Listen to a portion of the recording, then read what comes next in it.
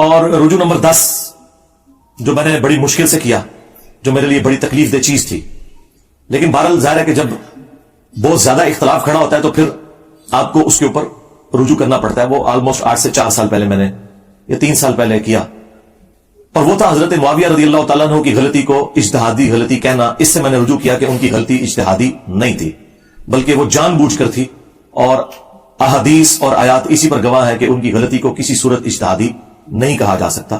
زیادہ سے زیادہ ان کی غلطی اجتہادی قتل عمار سے پہلے کنسیڈر ہو سکتی ہے. قتل عمار کے بعد جب ان کے اپنے ساتھیوں میں سے بھی کئی لوگوں نے توبہ کر لی اور انہیں آ کے سمجھایا، اس کے باوجود وہ اپنی غلطی پر اڑے رہے، اب اسے اجتہادی نہیں کہا جا سکتا. اور اس میں میرا تفرد نہیں ہے. جو آج ٹھیکیدار بنے ہوئے نا سنیت کے، ان کے بڑے بابوں نے یہ لکھا ہوا ہے، اور یہ کتنے منافق ہیں عملاً کہ ان بابوں کا نام بغیر وضو کے نہیں لیتے اور میرا نام بغیر لانتوں کے نہیں لیتے. تو جڑے بڑھو نہ بابے نو پڑھو اور کہو کہ او رافضی سن، وہ اگر رافضی ہیں تو ان کی اپنی سنیت فارغ ہو جائے گی. تو آلموسٹ 3-4 سال پہلے آپ کو پتا ہے کہ ایک شیعہ کے جلوس کے اندر حضرت معاویہ رضی اللہ تعالیٰ عنہ پہ لعنت کی، جس کو میں نے کنڈیم کیا، اور اس کانٹیکسٹ میں نے ایک تفصیلی ویڈیو بھی ریکارڈ کروائی تھی کہ صحابہ کرام کو گالی دینا حرام ہے. اس میں نے سب و شتم والی ساری روایتیں ڈسکس کی، اور ایک اور ویڈیو اسی دوران میں نے ریکارڈ کرائی جس میں نے اجتہادی غلطی والے معاملے میں رجوع کیا، اور اس کا عنوان تھا حضرت معاویہ رضی اللہ تعالیٰ عنہ 15 اہل سنت کے اماموں کے اقوال کی روشنی میں. یہ میری یعنی بہترین ویڈیوز میں سے، جس میں نے پرانے سارے بزرگوں کے اقوال اس حوالے سے بتائے، اور ان میں نے ان کے حنفیوں کے بڑے بزرگوں کا حوالہ بھی دیا تھا. ملا علی قاری کا، ملا علی قاری 1014 ہجری میں فوت ہوئے. ان سے بڑا کوئی حنفیوں کا امام نہیں ہے. یہ چند بڑے اماموں میں سے ہیں، امام حنیفہ کے بعد اس امت میں، جن کے اوپر پوری حنفیت کھڑی ہوئی ہے.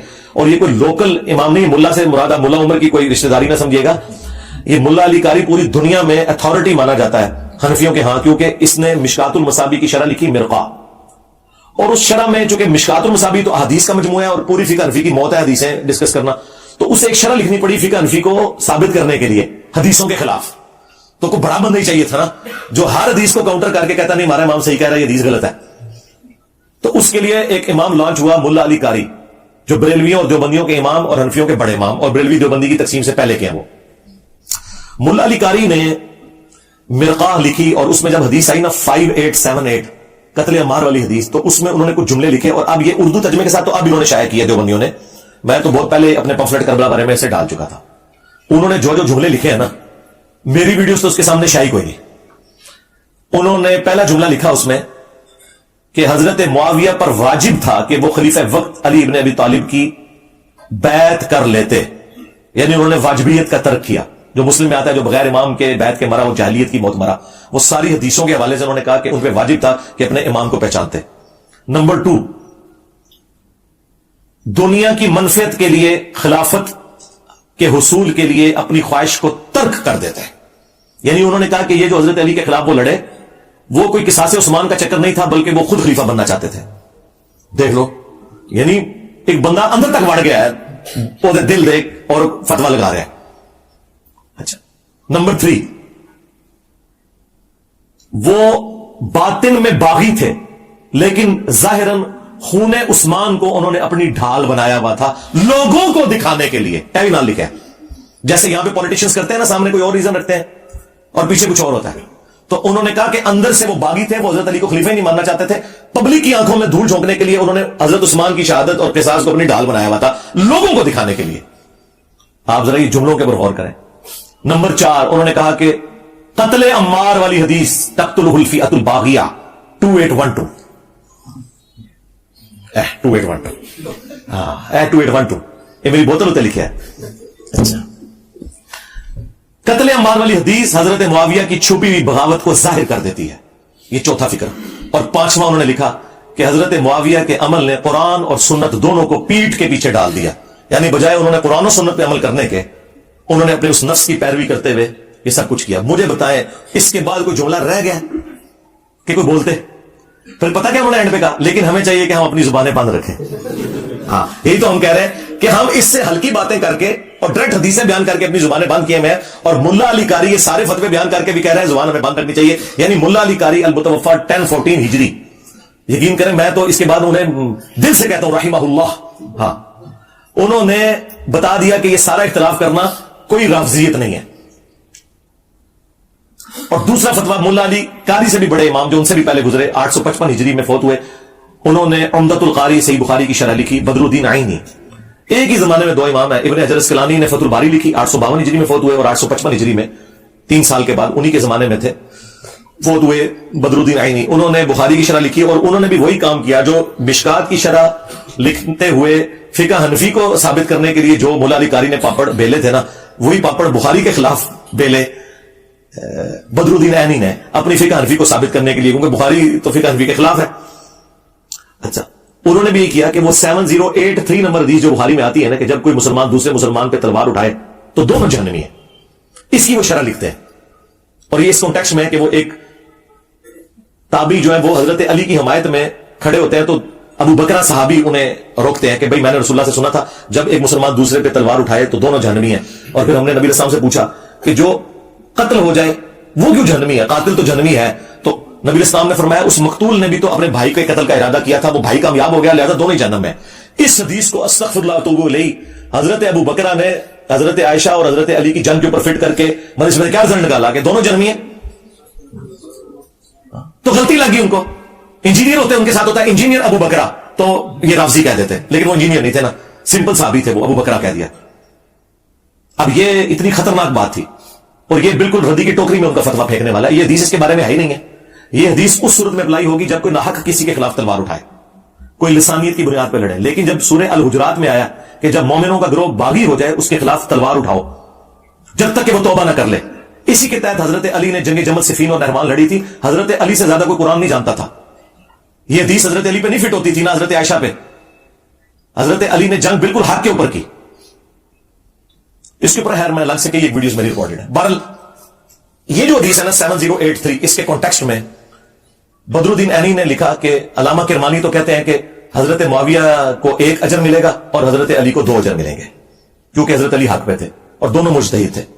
تو بدر الدین عینی پتہ کیا لکھتے ہیں, وہ کہتے ہیں میں کہتا ہوں کہ حضرت معاویہ کو 1 اجر کیسے ملے گا جبکہ ان تک قتل عمار والی حدیث پہنچ چکی تھی. سرکار 2812 سارے نے گاٹے فٹ ہوئی جائے. دیکھ لو ملا علی قاری متاثر ہوا 2812 تو تائی انہیں کہا نا 5878 نمبر حدیث. اچھا بدر الدین عینی بھی کہتا ہے 2812 آ گئی ہے, وہ معاویہ کی گل سی کیوں بنی ہے. ہاں یہ 2812 ایویں نہیں بوتل لکھی ہوئی ہے. دوسرا تھلے لکھا ہے فرقوں کی دکانیں بند, ڈیمیج ہیز بین ڈن, ایویں لکھا ہے. اچھا تو کہتے ہیں یہ کیسے ہو گیا کہ جب قتل عمار والی حدیث موجود ہے اس کے بعد آپ کہیں گے ان کو 1 اجر ملے گا. پھر اینڈ پہ انہوں نے جملہ بڑا سخت بولا, انہوں نے کہا کہ کیا حضرت معاویہ اس پہ راضی نہیں کہ اللہ تعالیٰ انہیں چھوڑ دے برابر, بجائے اس کے کہ انہیں 1 اجر بھی ملے. اللہ تعالیٰ انہیں اگر بخش دینا ان کے لیے یہی لائف ٹائم اچیومنٹ ہے, اجر تو چھڑ دو. اچھا اب چونکہ وہ انجینئر بدر الدین عینی نہیں تھا لہذا وہ راضی نہیں ہوا. سمجھ رہی آپ کو بات کی؟ اور یہ بات بالکل بدر الدین عینی کی درست ہے, کیونکہ یہ حدیث غلط فٹ کر رہے ہیں. بخاری مسلم میں حدیث ہے اگر حکمران وقت اجتہاد کرے, صحیح اجتہاد کرے تو 2 اجر ہے, غلط اجتہاد کرے تو 1 اجر. اور اس پہ امام بخاری نے باقاعدہ باب باندھا ہے کہ حاکم وقت کا اجتہاد, یعنی حضرت علی اگر جنگ جمل صفین نہروان نعوذ باللہ غلط بھی لڑتے 1 اجر مل جاتا پھر بھی. اور الحمدللہ انہوں نے بخاری مسلم کی روشنی میں صحیح لڑی ہے تو 2 اجر ہے. مخالف کے اجر کی تو کبھی بات ہی نہیں ہوئی ہے. یعنی خلیفہ راشد کا باغی اور ان کے خلاف کھڑے ہونے والا شخص مجتہد کیسے ہو سکتا ہے؟ تو ٹھیک ہے پھر کہو کہ حضرت عثمان کے مخالفین جو تھے وہ جو صحابہ تھے وہ بھی مجتہد تھے, جو منکرین زکات حضرت ابوبکر کے خلاف کھڑے ہوئے وہ مجتہد تھے. اللہ رسول آخرت کو تو مانتے تھے نا, صرف وہ کہتے تھے کہ ہم زکات نہیں دیں گے. اس طرح مطلب رزلٹ نکالے جاتے ہیں. صرف حضرت علی کی باری آتی ہے تو یہ لوگ جو ہے وہ ٹامک ٹوئیاں کرنا شروع کر دیتے ہیں. تو دیکھیں پھر اللہ نے کتنی بڑی بلا ان کے اوپر چھوڑی ہے, نہ پچھلے چڈے نہ اگلے چڈے. ہاں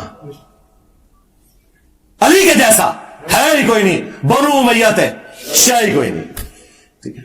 تو یہ چیزیں تھیں. تو یہ میں نے پھر وہ فتوے, یہ میرے کربلا والا ریسرچ پیپر بھی آپ منگوا سکتے ہیں, واقعہ کربلا کا حقیقی پس منظر 72 صحیح الاسناد احادیث کی روشنی میں 200 احادیث ہیں اکثر بخاری مسلم سے.